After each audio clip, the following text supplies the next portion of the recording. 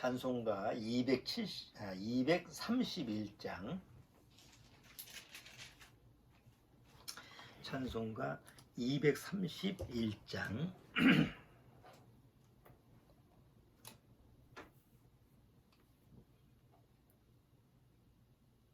자, 231장 같이 부르고 오늘 예배 같이 드리도록 하죠. 주가 맡긴 모든 역사 힘을 다해 마치고 밝고 밝은 그 아침을 당할 때 요단강을 건너가서 주의 손을 붙잡고 기쁨으로 주의 얼굴 배우리. 나의 주를 내가 그의 곁에 서서 배우며 나의 주를 손에 못자국을 보아 알겠네. 구름 타고 올라가서 주님 앞에 절하고 온유하신 그 얼굴을 배울 때 있을 곳을 예비하신 그 신사랑 고마와 나의 주께 기쁜 찬송 드리리. 나의 주를 내가 그의 곁에 서서 배우며 나의 주를 손에 못자국을 보아 알겠네. 이 세상을 일찍 떠난 사랑하는 성도들 내가 올 줄 고대하고 있겠네. 저희들과 한 소리로 찬송 부르기 전에 먼저 사랑하는 주를 배우리. 나의 주를 내가 그의 곁에 서서 배우며 나의 주를 손에 못자국을 보아 알겠네. 영화롭게 시온 성문 들어가서 다닐 때 흰 옷 입고 황금길을 다니며 금고문고 맞추어서 새 노래를 부를 때 세상 고생 모두 잊어버리리. 나의 주를 내가 그의 곁에 서서 배우며 나의 주를 손에 못자국을 보아 알겠네. 자, 이 찬송가를 작사한 그 사람이 크로스비라고 하는 환희 제인 크로스비라고 하는 그런 사람인데 이 사람은 그 난지 6주 만에 시력을 잃었다고 그래요. 그럼 이 당시 이 18세 1820년에서 1915년에 사망했는데 1800년도만 해도 우리나라는 뭐 그 지금보다 얼마 안 됐지. 장애인에 대한 그 세상 시선이 뭐 우리도 좀 얼마 안 됐지. 뭐 요새 장애자 뭐 혜택이라든가 보호 이것도 몇십 년 안 됐지. 옛날엔 다 장애인 하면 다 멸시 받고 천대 받고 길가에 가면 막 사람들이 뭐 거의 때리지 않으면 다행인 이런 시각으로 보는 게 장애인들 아니에요. 옛날에는 그 옛날에는 다 아주 그냥 그 장애인이 나오면 그 비하해서 말하는 들이 많지만 안진뱅이 지금은 그렇게 사용을 안 하지만 꼽추 뭐 이런 식으로 다 그 비하해서 사람 취급도 안 하는 시대였어요. 외국도 마찬가지지.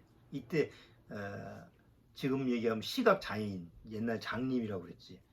시각 장애인으로 태어났을 때 그 삶이라고 하는 거는 비참하게 이루 말할 수 없을 거예요. 아마 상당히 이 내용에 보면 굉장히 가난하게 살았던, 가난에 시달려서 살았던 그런 모습인데, 근데 이제 구원을 받고 아마 평생 동안 주님을 섬기면서 살았던 그런 사람이라고 해요. 그래서 여기 이 찬송가를 이 사람이 만들었는데, 이 가사를 보면 얼마나 소망이 간절했는가, 이걸 우리가 정말 공감을 할 수가 있어요. 요즘 같은 그런 정말 그 세상이 혼돈스럽고 환경이 아주 우리가 늘 접하는 환경이 늘 두려운 그런 모습을 비춰주잖아요. 그러다 보니까 찬송도 자꾸 소망 있는 찬송을 좀 이렇게 부르고 싶은 그런 마음이 자꾸 드는 것 같아요. 자, 오늘 본문 말씀으로 마태복음 11장. 자, 마태복음 11장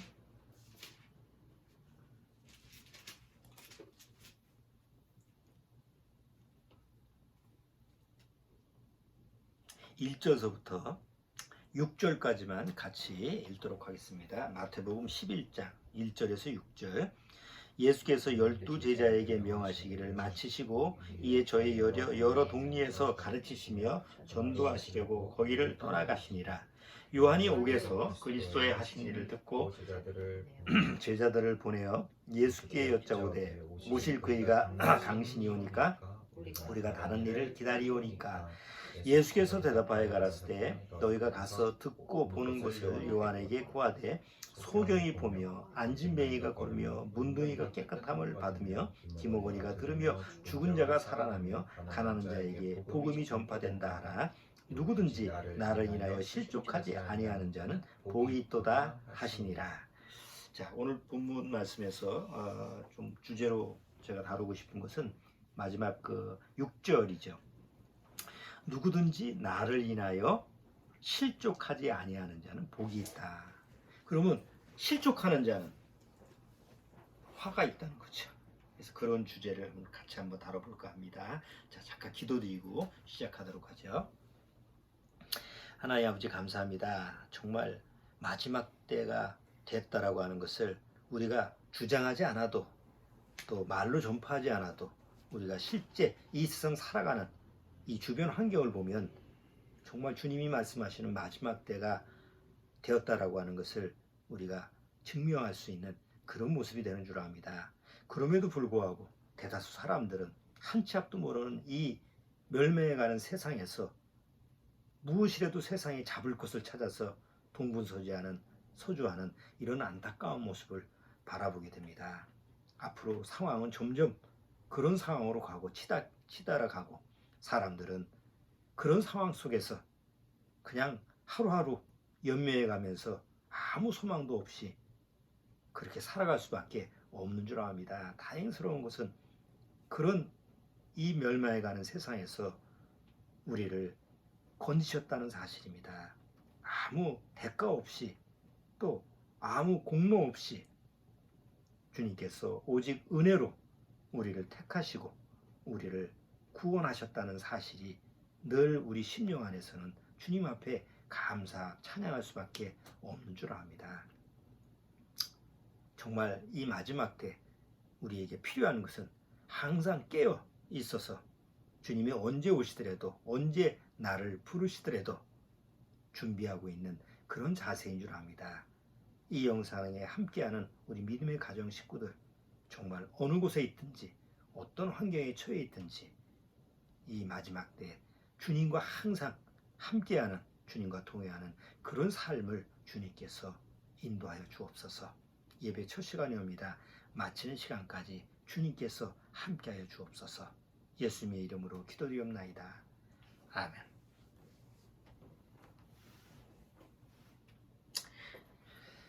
이번 주 뉴스에서 계속 매일마다 나왔던 그 하나의 협의체가 하나 있었는데 그게 IPCC라고 하는 그런 기관이죠. 그래서 뭐 뉴스 때마다 내가 일주일 이렇게 쭉 뉴스 매일마다 이게 뉴스를 보면 뉴스에서 계속 반복해서 나오는 하나의 그 단체 그 용어가 IPCC라고 하는 용어가 이번 주에 특히 많이 나왔어요.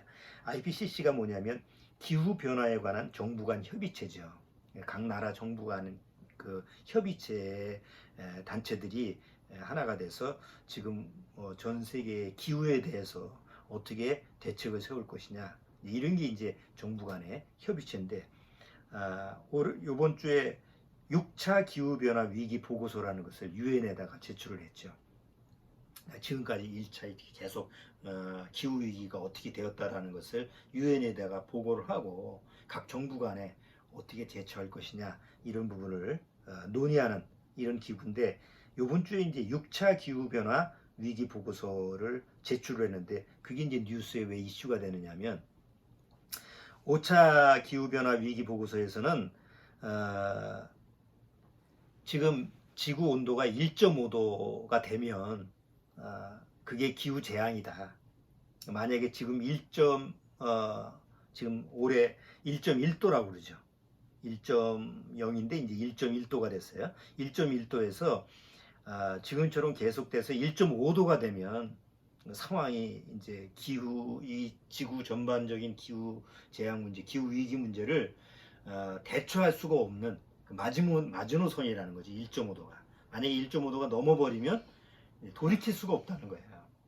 이제 만약에 추락하는 비행기라고 한다면 손을 쓸 수가 없는 그런 그 위기의 상황이 1.5도라고 정해놨는데, 그게 연도가 2030년서부터 2052년, 만약에 1.5도가 되는 그 시기가 언제냐, 앞으로 2030년서부터 2052년 사이에 1.5도가 될 거다. 그러니까 그 전에 이제 우리가 준비해서 탄소 배출 줄이고 막 이런 것을 5차 보고서에서는 그렇게 예상을 했다는 거지요. 근데 6차 보고서에서는 그게 아니다. 그 시기가 앞당겨질 수 있다. 1.5도가 되는 게. 그래서 1.5도가 언제서부터 언제까지 앞당겨지냐? 2021년서부터 2040년까지. 그러니까 10년을 앞당긴 거예요. 그러면 2021년서부터 올해서부터 2040년까지 1.5도가 될 수 있다는 건 2025년서부터 2040년이 되어야 1.5도가 된다는 얘기가 아니고, 올해가 될 수도 있고 내년이 될 수도 있고, 그러니까 2021년서부터 2040년 사이에 1.5도가 될 수가 있다는 거지. 이게 심각한 문제다, 이렇게 이제 얘기를 해서 뉴스마다 떠드는데도 별로 그런가 보다. 지금 유럽에 일어난 그 대화재, 산불, 터키, 시베리아 이런 산불 문제가 이렇게 일어나도 막상 그 나라에서만 일어나는 문제지, 우리나라에서는 전혀 올여름에 굉장히 극심한 더위야, 힘들었어, 이렇게만 생각을 하지 남의 일이잖아요. 내 문제가 아니잖아요. 막상 우리나라에 그런 문제가 생기면 닥친 문제지만, 그러니까 다른 나라도 마찬가지라는 거지. 막상 우리나라가 아닌 상황이라고 한다면 나부터 살자니까 다른 나라가 어떻게 되든, 지금 코로나19 때문에 백신 맞는 그 백신 맞는 것도 마찬가지예요. 막상 자국의 이익, 우리나라도 마찬가지지. 우리나라도 백신 지금 수입해서 그거 우리나라 사람들한테 다 맞추는 게 문제지, 우리보다 못 사는 나라한테 지원을 해주자, 이건 지금 말도 안 되는 얘기지. 만약에 그런 얘기 나왔다고 한다면 국민들이 들고 일어날 거 아니에요. 우리도 지금 못 맞아가지고 줄 서서 기다리는 판에 남의 나라가 어떻게 도와줄 그런 게 아니잖아요. 그러니까 지금 자국의 이익을 위해서 그냥 나 먼저 살자라고 하는 그런 주의가 아주 전 세계적으로 팽배해져 있는 거예요. 만약에 1.5도가 되면, 지금 올해가 폭염이 저 유럽의 무더위가 142년 만에 최고 기온이라고 그러죠. 그러니까 142년 만에 최고 기온이라는 것은 142년 전에 이런 더위가 있었다는 게 아니고 기상 관측이 142년이 됐대. 그러니까 지금처럼 기상 관측이 이루어지는 게 142년이 되니까, 그 전에는 이제 기상 관측이 지금처럼 이루어진 게 없었다는 거죠. 그러니까 과학이라는 지금 기상 기계라든가 컴퓨터라든가 이런 것이 발달됐으니까 지금은 정확하게 온도가 측정되지만 100년 전에는 그런 게 정확하게 없잖아요. 우리나라의 기상청도 삼국시대서부터 있었다며.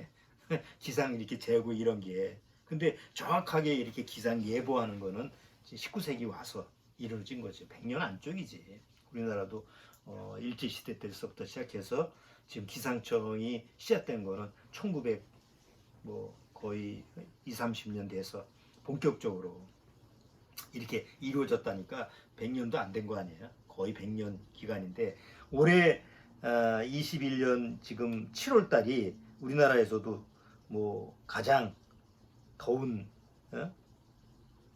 여름이고 또 계속 최악, 최대, 최고 올해 들어와서 그런 용어가 계속 사용이 되더라고.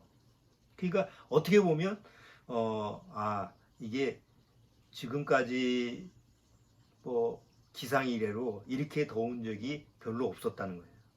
우리나라도 한 100년 전인가? 100년 전에 한번 그렇게 무더웠던 게 기록이 나와 있더라고. 우리나라에 19세기 1910년인가 1900 하여튼 그때 당시에 사람들이 더워가지고 폭염 때문에 뭐 일사병으로 죽고 이런 게 기사가 나와 있는데 그때는 온도를 정확하게 잴 수가 없었잖아요. 그냥 극심한 폭염 때문에 사람들이 죽었다는 얘기 나오지 지금처럼 온도가 정확히 나온 건 아니지. 그러니까 그런 걸로 보면 지금 21년도 올해 들어와서 이 온도가 그래도 뭐 역사 이래로 이렇게 더운 적이 없었다는 이런 말이 나올 정도로 더웠어요. 다행히 지금 이제 한풀 꺾여서 올 여름은 지나갔는데 만약에 1.5도가 되면 폭염이 8배래. 그러니까 지금 올해도 견디기 쉽지 않았는데 이게 8배라고 한번 생각을 해봐. 거의 죽지. 뭐 노인네들은 거의 살아남기 힘들 거야. 애들하고 약자들은. 그 다음에 집중호우는 지금보다 2배. 지금 홍수가 나가지고 중국이라든가 저 유럽이든가 홍수 나서 쓸려 내려오는 거. 이거에 2배라고 한다면 엄청나요. 그 다음에 가뭄도 2배. 그러니까 지금보다 거의 몇 배 수준의 재앙으로 이 지구가 혼란스러워진다고 한다면 거기에 나오는 여파들 뭐 기근이 나오면 뭐 식량 문제라든가 식량 지금 서서히 지금 위기 상황으로 오는 게 이제 식량 문제 아니에요. 곳곳에 홍수가 나오고 중국 같은 데는 곡장지대인데 뭐 지금 홍수가 나서 다 쓸려 내려갔다고 한다면 그 뭐 이제 식량 문제는 이제 수면이 이제 올라오는 거죠. 그 다음에 특히 동남아시아가 지금 코로나 때문에 다 뭐 어떻게 할 수가 없는 상황이 되다 보니까 그게 이제 다 연관돼서 뭐가 일어나겠어요? 이 식량 문제로 일어나지. 그러니까 앞으로 계속 연차적으로 그냥 곡소리만 나는 거지. 지금 어떻게 좋아질 수 있는 상황이 아닌 거예요. 우리나라도 식량 위기 나라잖아요, 사실은.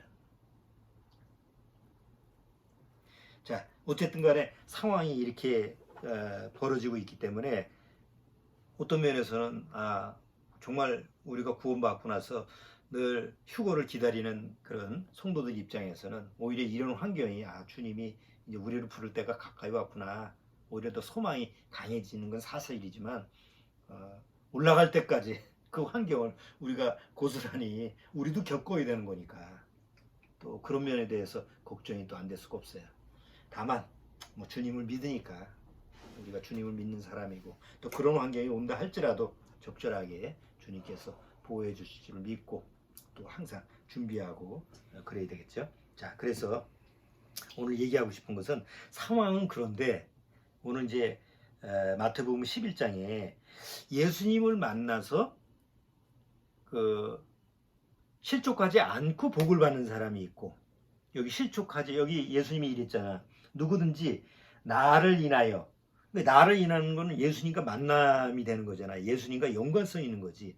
그러니까 어떤 연으로 어떤 상황이든지 예수님과 접촉이 돼서 연관이 돼서 실족하지 않고 복을 받는 자가 있고 그럼 반대로 예수님을 만나는데 실족하는 사람이 있다는 거 아니에요. 그럼 예수님을 만나서 화를 입는 사람이 있고 둘 중에 하나라는 거지.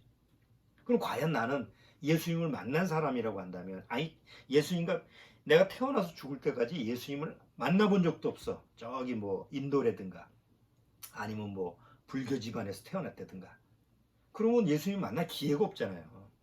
뭐 그러면 뭐 예수님과 아예 연관성이 없으니까 뭐 천국도 안 가고 뭐 지옥도 안 가고 나 극락 가고 불교에서 말하는 그쪽으로 가면 되지. 뭐 그렇게 생각하고 살았다고 해봐. 그러면 뭐 실족하고 안 하고 할 수도 없잖아. 내가 예수님과 전혀 관계 없이도 결국 뭐 지옥 가는 건 사실이니까 뭐 그렇게 간다고 해서 억울하다고 하면 할 수 없지만 예수님을 만났는데 내가 실족을 해서 지옥을 간다고 한다면 그것처럼 황당하고 억울한 일이 없다는 거죠. 그래서 우리나라의 기독교인들이 거의 1,500만 명이라고 그러는데 1,500만 명이 다 예수님을 만나고 나서 성경을 통해서 만나서 정말 축복을 받은 사람들이냐, 아니면 예수님을 만나는데 오히려 실족을 해서 화를 당하는 사람이냐, 이거 한번 깊이 생각해 봐야 될 문제라는 거예요. 일단 나 자신서부터.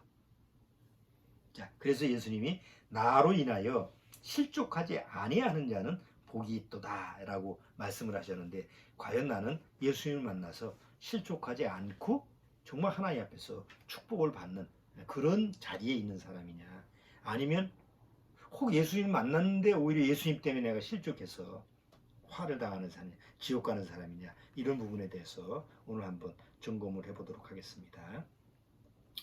자, 우리가 요한복음을 이렇게 쭉 보면 1장서부터 예수님을 만난 사람들의 예를 대표적으로 이렇게 탁탁탁 나와요. 그래서 예수님을 처음에 이렇게 다 보면 첫 번에 나오는 사람이 니고데모라는 사람이 나오죠. 그래서 니고데모라는 사람이 나와서 예수님과 만나서 거듭나는 그런 부분이 나오죠.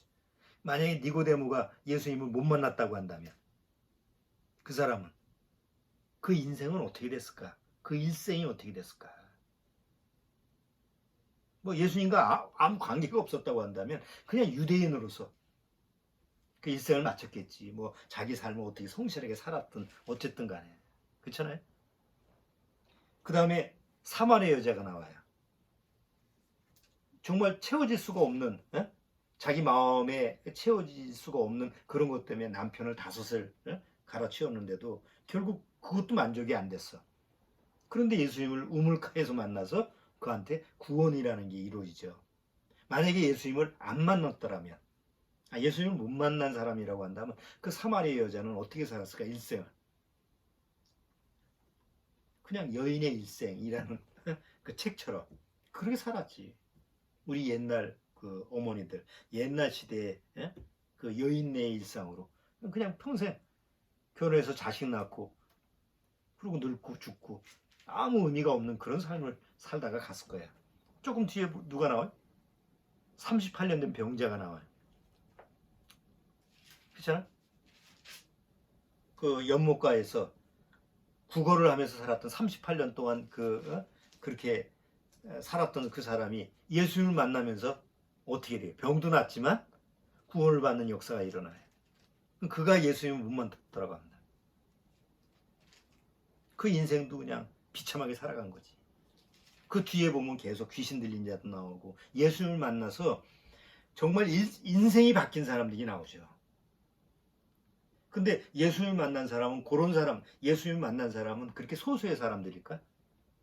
아니죠. 예수님을 쫓아다니는 사람들이 많았어. 뭐 오병이의 기적 보면 5,000명, 뭐 7,000명. 예수님을 쫓아다니는 수많은 사람들. 거기에 예수님을 통해서 병고침을 받는 사람. 그런 사람도 계속 많았어요. 그러면 그 예수님을 만났던 그 수많은 사람들이 다 구원을 받았을까? 그건 아니에요. 성경에 보면. 수많은 사람들이 예수님을 만나서 예수님의 설교를 듣고 천국 복음을 듣고 또 병고침을 받고 예수님의 말씀을 듣고 감탄하고 눈물을 흘리면서 감동을 받고 그런 사람들이 무지기수였어요. 예수님 당시에. 그런데 그 많은 사람들이 결국은 다 구원을 받았을까? 다 구원을 받았으면 다행스럽지만 그렇지는 않았다는 거죠. 그럼 나머지 예수님 만났으면서도 구원받지 못한 사람들은 결국 어떤 사람들일까? 실족한 사람들이야. 그래서 예수님께서 여기서 뭐라고 하는 거예요? 나로 인하여 실족하지 아니한 자는 복이 있도다. 그럼 반대로 예수님 만나서 실족한 사람도 제법 많다는 거지. 예수님 만나서 믿으려고 했는데 결국은 믿지 못한 사람들이 제법 많아요. 한번 이렇게 생각해요. 성경에 보면 예수님이 형제들이 있었죠. 예수님이 형제들. 그러니까 예수님은 마리아를 통해서 태어난 분인데 사실은 이제 우리처럼 육체적인 어떤 그런 관계로 해서 태어난 게 아니고 성령으로 잉태가 됐잖아요. 아직 결혼하기 전이니까. 그런데 예수님이 태어나고 나서 그 다음에 마리아하고 요셉, 어머니하고 아버지를 통해서 다른 형제들이 나와요. 마태복음 10장, 13장. 그 뒤에 봐봐요. 마태복음 13장 55절. 13장 55절. 5절서부터 볼게요. 예수께서 이 모든 비유를 마치신 후에 거기를 떠나서 고향으로 돌아가사 저희 회당에서 가르치시니 저희가 놀라 가로되 이 사람이 이 지혜와 이런 능력이 어디서 났느뇨? 이는 그 목수의 아들이 아니냐? 그러니까 자기 고향 동네에 가니까 그 동네 사람들이 다 알아봐. 아니 깐난애기서부터 봤잖아. 어릴 때서부터. 저거 이거 어릴 때부터 저 돌아다니는 애 아니야 저거? 저 목수의 아들 아니야? 그 동네 사람들이 다 알아보는 거예요. 그리고 그 다음 뭐라 그래요? 그 목수의 아들이 아니냐? 그 모친은 마리아, 그 형제들은 야고보, 요셉, 시몬, 유다라 하지 않느냐? 그 누이들은 다 우리와 함께 있지 않느냐? 그러니까 예수님이 형제들이 누나들도 있고 뭐 누나들이 아니지 동생들이 다 예수님이 첫째니까 그 다 아래 동생들 아니야. 그러면 그 동생들은 예수님을 알아봤을까? 예수님은 우리 형이 우리 맏형이 우리 오빠가 메시아구나. 우리 다 쫓자 그랬을까?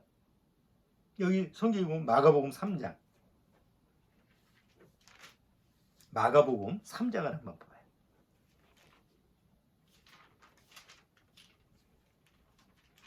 마가복음 3장 31절.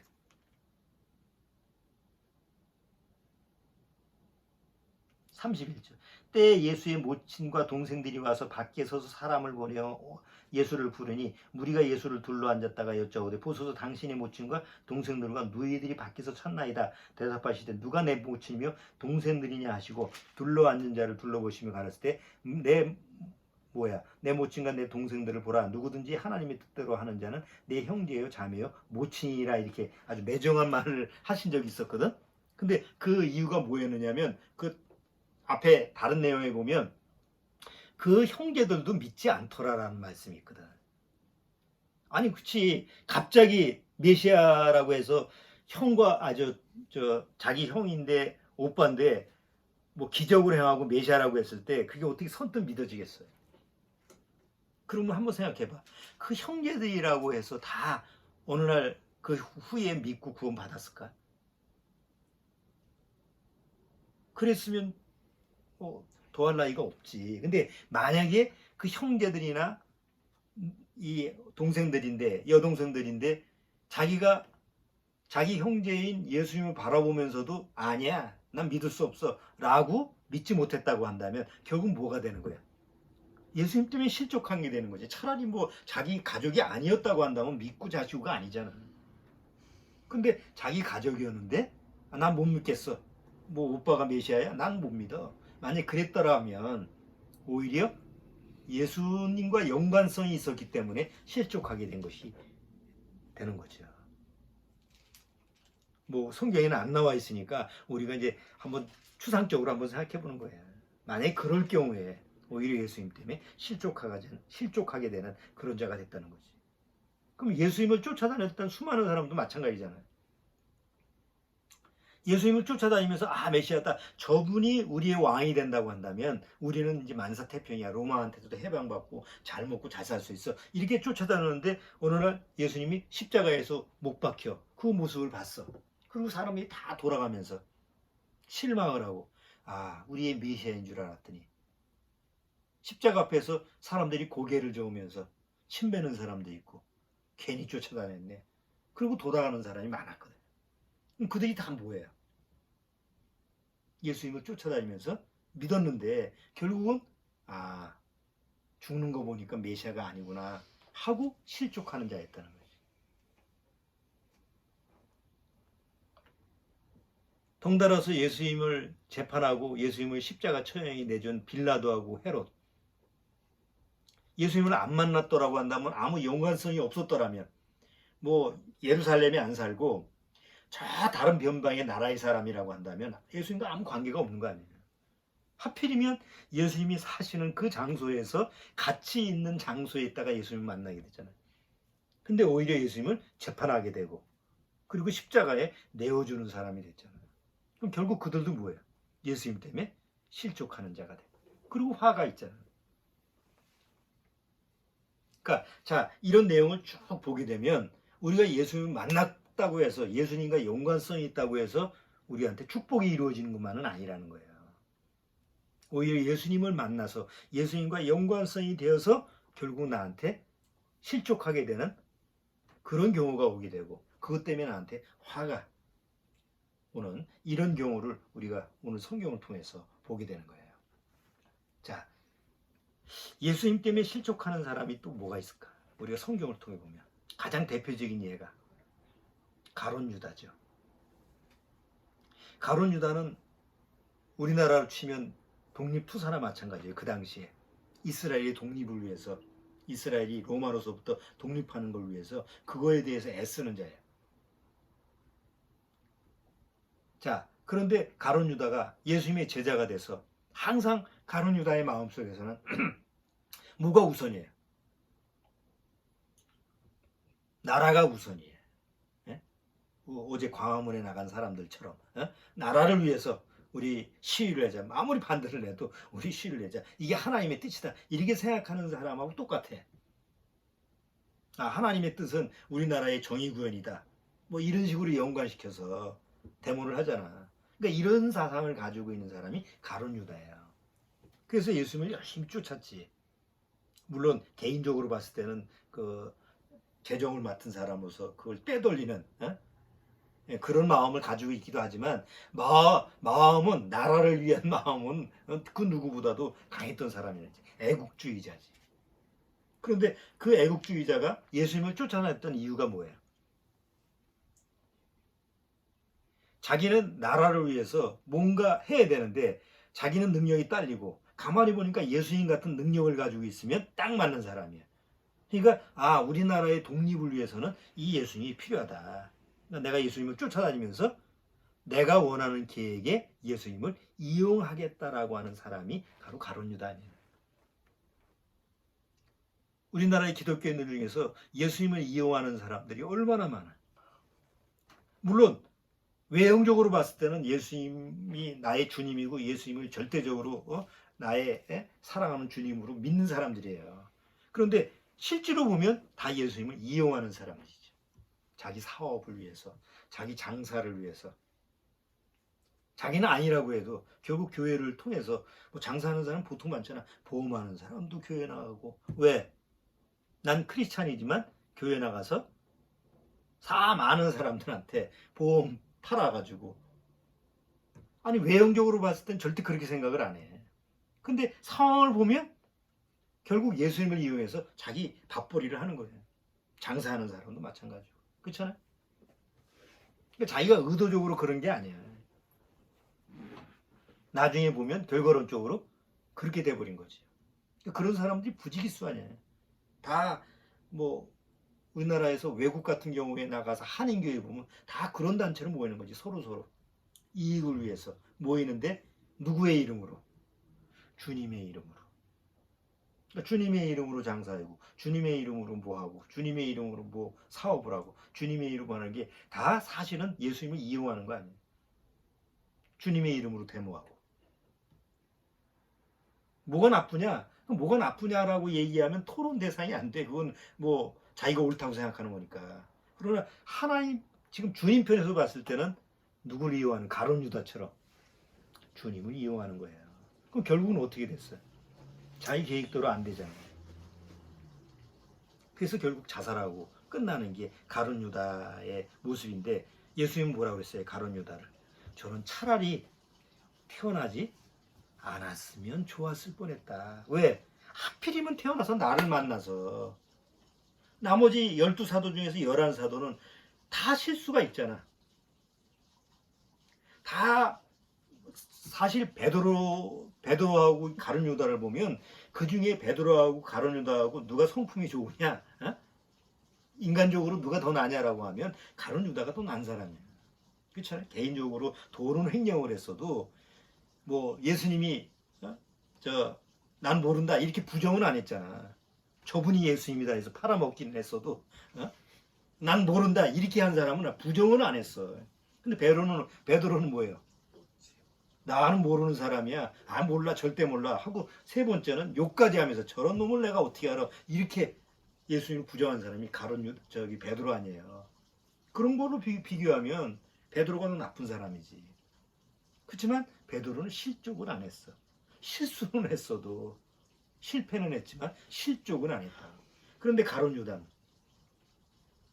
결국은 예수님 때문에 예수님을 만나서 실족한 사람이에요. 그러면 예수님이 실족했어? 예수님이 가룟 유다를 실족해 하는 원인자냐고? 아니죠. 실족은 누가 한 거예요? 우리가 실족이라는 게 뭐예요? 낭떠러지 가다가 내가 발에 미끄러서 떨어진 거잖아요. 누가 민 게 아니잖아요. 바로 내가 실수를 해. 내가 잘못해가지고 내가 실족을 해서 떨어진 거 아니에요. 우리가 실족사했다. 누가 미는 게 아니야. 자기가 가다가 떨어진 거예요. 그러니까 철저하게 원인이 누구한테냐면 자기 자신한테는 거지.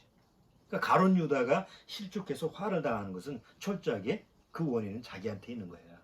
그런 것처럼 지금 기독교인들 중에서 예수님을 이용한 사람들, 예수님을 지금 이용하는 사람들의 대부분이 원인자가 누구예요?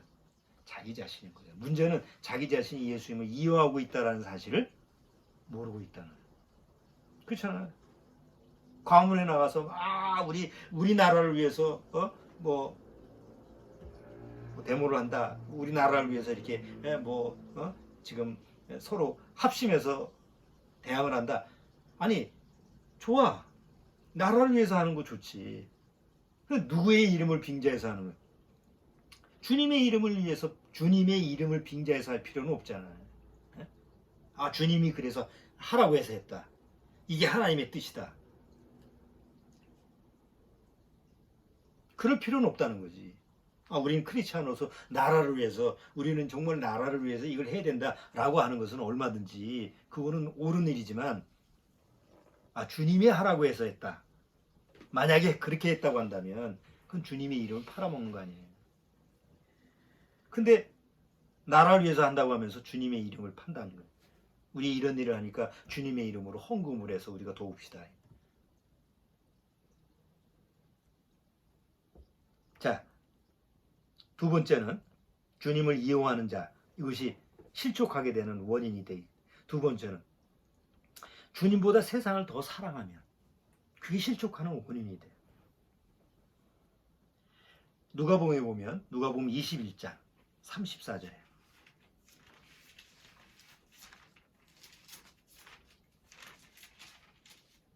자, 누가복음 21장 34절. 뭐가 전화가 자꾸 오네.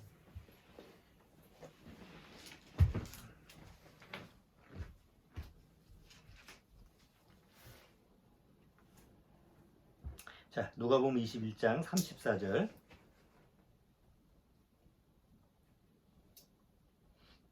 너희는 스스로 조심하라. 그렇지 않으면 방탕함과 술 취함과 생활의 염려로 마음이 둔하여지고 뜻밖의 그날이 덕과 같이 너희에게 임하리라. 여기 보면 너희는 스스로 조심하라고 하면서 그렇지 않으면 방탕함과 술 취함과 생활의 염려로 마음이 둔하여지고 뜻밖의 그날이 덕과 같이 너희에게 임한다. 그날이 무슨 날이에요? 그날이 하나님이 심판하는 날이지. 그런데 어떤 사람한테? 마음이 둔해진 사람한테. 마음이 둔해진 사람은 어떤 사람이냐? 주님보다 세상을 더 사랑하는 자. 그 대표적인 예가 대마라는 사람이에요. 대마는 이제 사도 바울 당시에 사도 바울하고 함께 동역을 했던, 지금으로 얘기하면 거의 전도사격이죠. 그래서 막 복음을 위해서 같이 합심하고 전하고 전도하고 핍박 속에서도 그렇게 열심히 동참했던 사람이에요. 그걸 어떻게 하냐면 이 성경의 갈라디아서나 이렇게 보면 뒤에 아무에게 무난하라, 아무에게 무난하라 이런 얘기에서 대마가 나와. 대마에게도 무난하라. 이건 얼마나 그 교회에서 중요한 위치겠어요. 문안을 받을 정도면. 그런데 이제 사도 바울이 나중에 감옥에 갇혀서 마지막 서신을 썼을 때 거기에 디모데 후서를 보면 대마에 대해서 이런 얘기가 나와요. 디모데 후서 4장.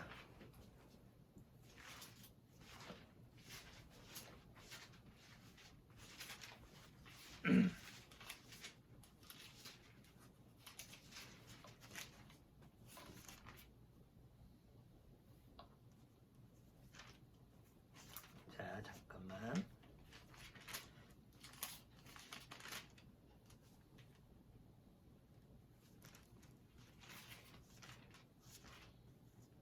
자, 디모데후서 4장 10절.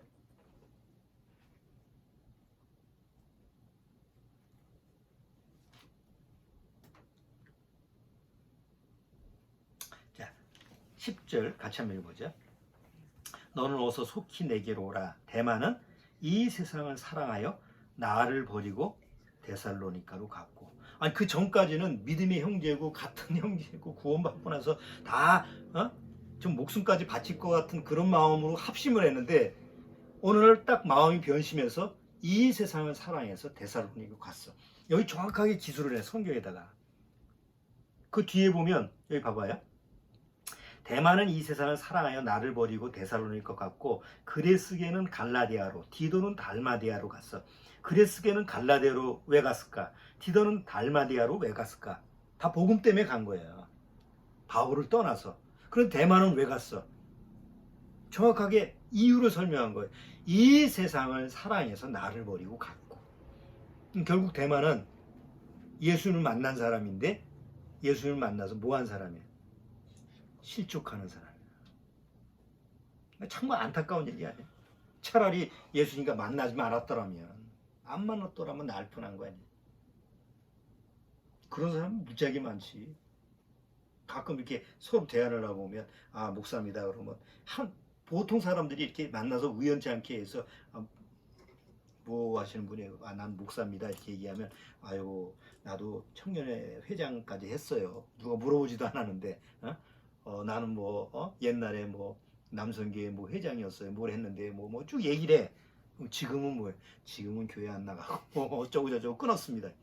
담배 끊듯이 끊는 거예요, 그게? 그런 얘기 하는 사람 제법 많아. 왜 그런 현상이 벌어질까? 애초서부터 하나님의 그 생명이 없었던 거죠. 그래서 오히려 실족하게 되는 걸로 끝나는 거예요. 마지막 경우.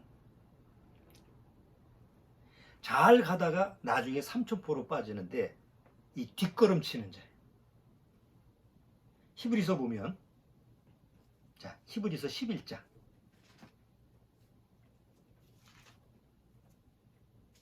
히브리서 11장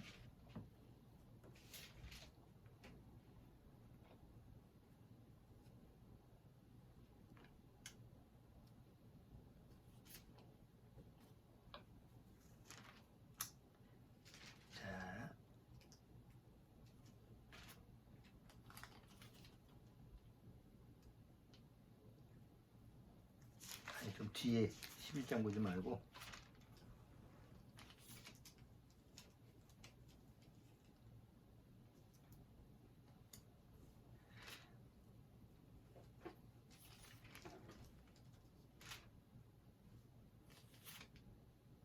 10장 10장 39절. 자, 10장 39절 같이 보죠. 우리는 뒤로 물러가 침륜에 빠질 자가 아니요 오직 영혼을 구원함에 이르는 믿음을 가지네. 뒤로 물러가, 그러니까 뒤로 물러갔어. 아니 전쟁을 하는데 다 앞에 공격 앞으로 나가는데 뒤로 물러가. 뒤로 물러가면 신날까? 뒤로 물러간 후퇴한 사람은, 도망간 사람은 신나게 난 살았다 이렇게 할까? 아니잖아. 여기 뭐에 빠진다고 했어요? 뒤로 물러가 침륜에 빠져. 침륜이라는 게 뭐야? 바다에 가라앉는. 그런 사람이 제법 많아. 구원 받았다 좋다 뭐 하고서 뭐 교회 속에서도 뭐 난리를 친 사람인데 오늘 보면 주님과 관계없이 뒤로 물러가서 엉뚱한 데가 앉아 있거나 아니 이단에 가 있거나 아니면 그냥 물속에 잠겨 있듯이 거의 죽어 있는 사람처럼 주님과 아무 관계가 없이 그렇게 사는 사람들이 제법 많아요. 구원 받았다고 하는 사람들 중에서 이들은 다 주님을 만나서 결국 스스로 뭐예요? 실족한 자예요. 이러면 안 된다는 거지. 우리가 구원받고 나서 주님이 오실 때까지 우리가 견뎌야 되는 이유가 뭐야?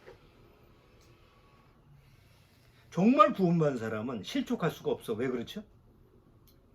정말 구원받은 사람은 가룟 유다처럼 될 수가 없어. 왜? 우리는 실수하고 실패할 수 있어. 얼마든지. 그런데 주님께서 다시 돌이키게 해주거든. 돌이키는 게 있는 거예요. 또 세상을 사랑하진 않아. 세상에 미혹은 당해. 그래서 세상에 쭉 끌려가다 정신 차리고 또 돌아오게 하시는 분이 바로 우리 안에 있는 성령님이잖아요. 왜? 세상하고 비교할 수가 없거든. 가치가. 조금 내가 경험이 부족해서 세상에 나가서 좋았다 이렇게 해봤는데 맛을 보니까 쓴맛이야. 내가 주님한테 받은 그 맛하고는 비교할 수 없다라는 것을 깨닫기 때문에 돌아올 수밖에 없어요. 근데 계속 세상에 가서 세상이 좋다? 그러면 애초부터 주님의 맛을 못 본 거지. 그리고 마지막으로 뒤로 물러설 수가 없어요. 왜? 주님이 뒤에서 밀거든. 주님이 뒤에서 나를 밀어주기 때문에 내가 뒤로 물러설 수가 없어. 근데 실족하는 사람들은 뒤에 아무도 없어. 그렇잖아. 낭떠러지에서 떨어지는 사람 만약에 받침대가 있으면 안 떨어지지. 근데 주님이 받쳐주는 게 없기 때문에 주님이 붙들어주는 게 없기 때문에 실족할 수밖에 없는 거 아니에요. 그한테는 그런 사람들은 화가 있는 거지. 우리 지금 이 환경 재난이다 기후재앙이다 매일같이 뉴스 들어오고 요새 세계는 지금 전 세계 돌아가는 그런 걸 보면 암울한 얘기만 나오지 희망적인 얘기는 아무것도 없어요. 뉴스 한번 봐봐요. 어디서 희망을 찾아보고 어디서 앞으로 미래에 뭐가 있을 수 있고 그런 거 찾아볼 수가 없는 시대예요. 이런 시대 때 같이 침륜에 빠지면 안 돼. 내가 예수님 만나는데 결국은 실족하는 자가 된다고 한다면 나한테는 화밖에 없어요. 요한계시록에 계속 천사들이 나타나서 뭐라고 그래? 화로다. 계속 진노의 대접을 내리치면서 화라고 그러잖아. 화밖에 없는 거예요. 그렇기 때문에 정말 내가 구원받고 나서 주님 안에 있다고 한다면 내 마음이 항상 주님한테 또 말씀한테 고정이 되어 있어야 돼요. 절대 내가 한눈을 팔거나 뒷걸음치면 안 돼. 밀려서라도 앞으로 가야 돼. 애들 고집 센 애들 어디 끌고 가는데 잡아도 안 가. 그러면 뒤에서 자꾸 뛰잖아. 애가 막 고집 피우고 어디 물건 장난감 사달라고 그러는데 안 가고 막 거기서 현재처럼 그냥 누워서 역에서 그냥 발바닥을 치면 어때? 내버려둬? 아니지. 안고 가야지. 고집을 펴도. 주님이 정말 구원받은 사람이라고 한다면 주님이 그렇게 나를 책임져 주시기 때문에 내가 주님 안에서 맞습니다. 주님이 옳습니다. 내가 고집일 필요가 없죠. 그냥 주님의 말씀대로 나를 맡기겠습니다. 어떤 환경이 와도 지금처럼 그냥 화염이 휩싸이고 그 세상에서 온갖 풍파가 온다고 해도 막 거친 파도가 온다고 해도 난 주님이 붙들어주는 그 주님 품에서 그냥 주님한테 맡기겠습니다. 이게 이제 유일한 우리한테 살 길이고 소망이라는.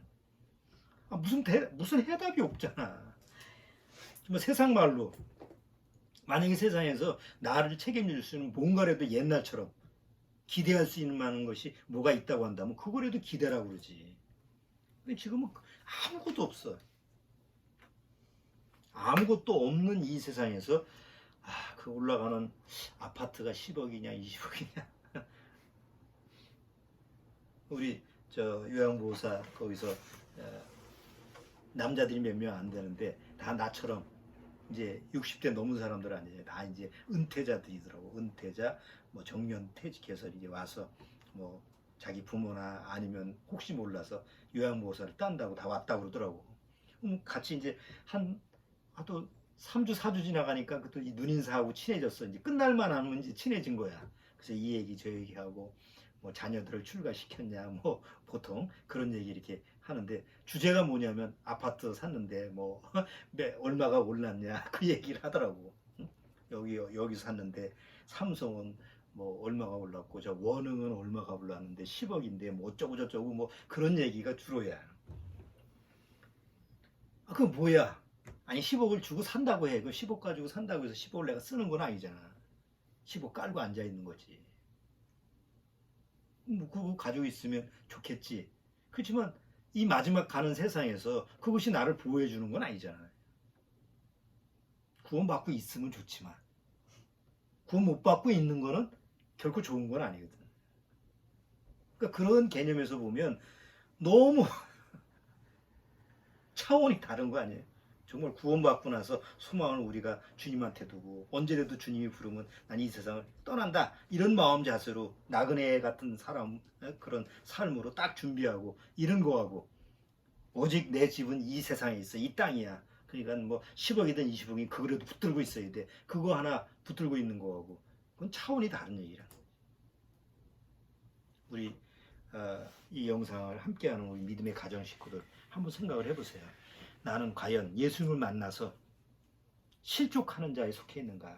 가룟 유다처럼, 대마처럼, 또 주님과 함께 다 나가는데 나 혼자 지금 뒤돌아서서 뒷걸음치면서 침륜에 빠지는 그런 상황이 있지 않는가? 그건 정말 위험한 상황인 거죠. 한번 자기를 꼭 말씀 앞에서 점검해 보시기 바랍니다. 자, 기도하고 마치도록 하죠.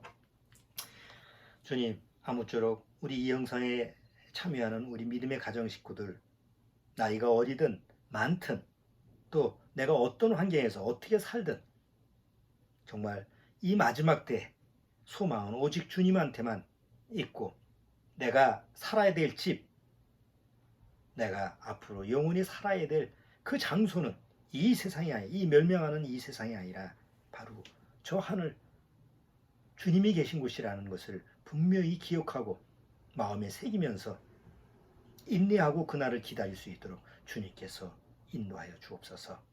예수님의 이름으로 기도드리옵나이다. 아멘.